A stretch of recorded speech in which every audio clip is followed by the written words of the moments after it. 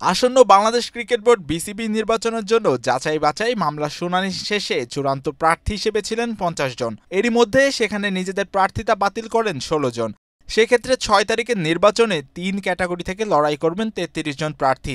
নির্বাচনে সরকারি হস্তক্ষেপের অভিযোগ তুলে প্রতিবাদ স্বরূপ প্রার্থিতা প্রত্যাহার করেছেন বেশিরভাগ প্রার্থী।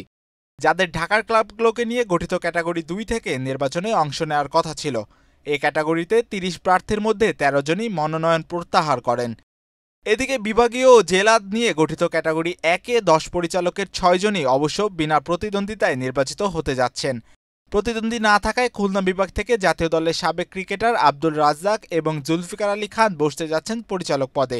একইভাবে বরিশাল থেকে সাখাওয়াত হোসেন এবং সিলেটের রাহাত শামসও বিনা প্রতিদ্বন্দ্বিতায় নির্বাচিত হতে যাচ্ছেন। মনোনয়নপত্র প্রত্যাহারের জন্য নির্ধারিত দিন ছিল, আপনারা জানেন। তো ৩টি ক্যাটাগরিতে মোট ১৬টি মনোনয়নপত্র প্রত্যাহারের জন্য আবেদন জমা করেছে। সেই মোতাবেক আমরা প্রার্থী তালিকা চূড়ান্ত করেছি। পদপ্রার্থী যারা আছেন ক্যাটাগরি ১-এ আমাদের এখন ১৫ জন প্রার্থী আছেন।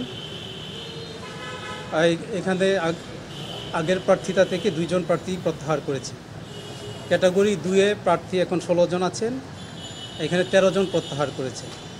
এবং ক্যাটাগরি ৩-এ প্রার্থী আছেন ২ জন, ১ জন প্রত্যাহার করেছে।